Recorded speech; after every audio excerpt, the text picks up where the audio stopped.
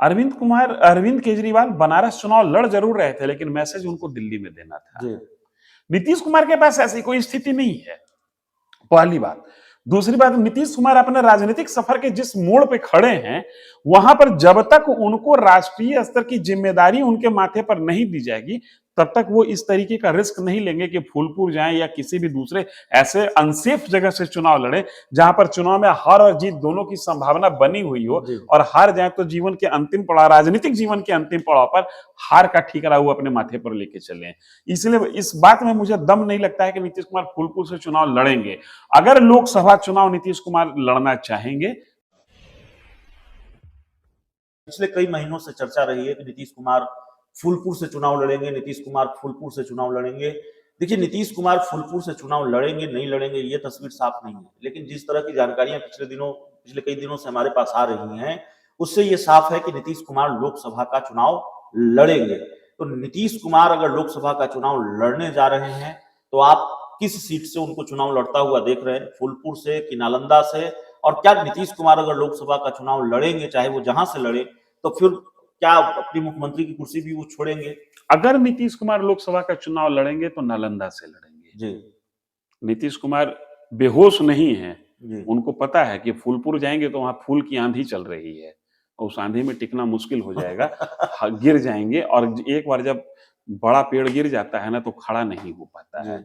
अगर नीतीश कुमार चुनाव लड़ेंगे तो नालंदा से लड़ेंगे, लेकिन मुझे ऐसा लगता है कि नीतीश कुमार चुनाव लड़ेंगे नहीं। ये एक तरीके से थोड़ा सा तौला जा रहा है, स्थिति को समझा जा रहा है कि हो क्या सकता है। देखिए, जब मैं आपको बीच में रोक रहा हूँ, नीतीश कुमार के करीब रहने वाले जेडीयू के बहुत बड़े नेता से हमारी बात हुई 4-5 दिन पहले, तो बात ऑफ द रिकॉर्ड ही हो रही थी। उन्होंने नीतीश कुमार के चुनाव लड़ने को लेकर खुलकर तो कुछ नहीं कहा, लेकिन जब मैंने उनसे पूछा तो वो हंसने लगे और कहा कि देखिए आगे आगे क्या होता है।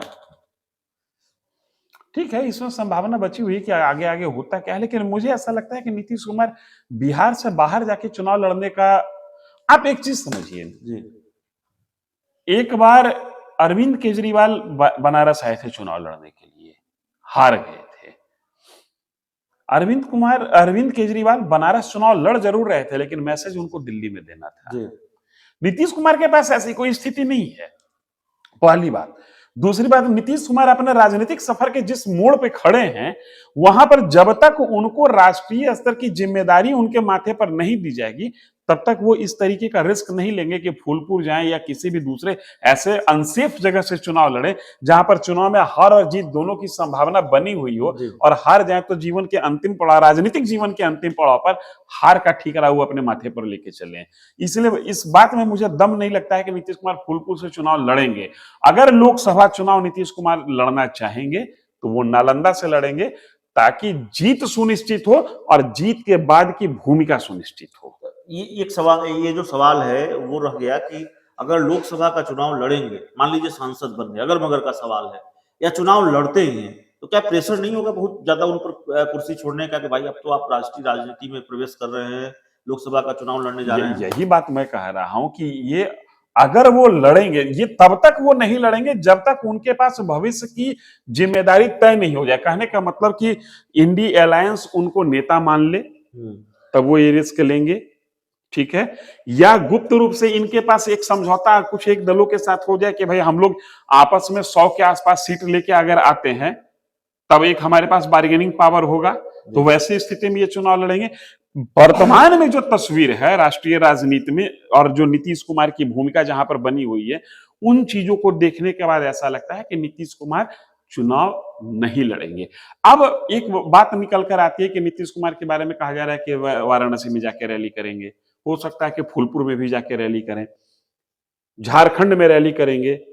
तो भैया, वाराणसी, फूलपुर, झारखंड, ये तमाम ऐसी जगह है, ऐसा प्रदेश है, उस प्रदेश का ऐसा क्षेत्र है जहां पर नीतीश कुमार को अपने जातिगत वोट की थोड़ी बहुत संभावना दिख रही है। वो उन संभावनाओं के आधार पर नीतीश कुमार लोकसभा का ताल नहीं ठोकेंगे, लोकसभा का डुगडुगी बजाएंगे। ताल ठोकना और डुगडुगी बजाना दोनों दो चीजें हैं। वहां पर रैली करके नीतीश कुमार अपनी उपस्थिति भले दर्ज करा सकते हैं अपने सहयोगी दलों के बीच में कि भाई उस प्रदेश में भी 1-2 सीट मुझे चाहिए। वहां से चुनाव लड़ने का रिस्क नीतीश कुमार नहीं लेंगे, ये मेरा कैलकुलेशन।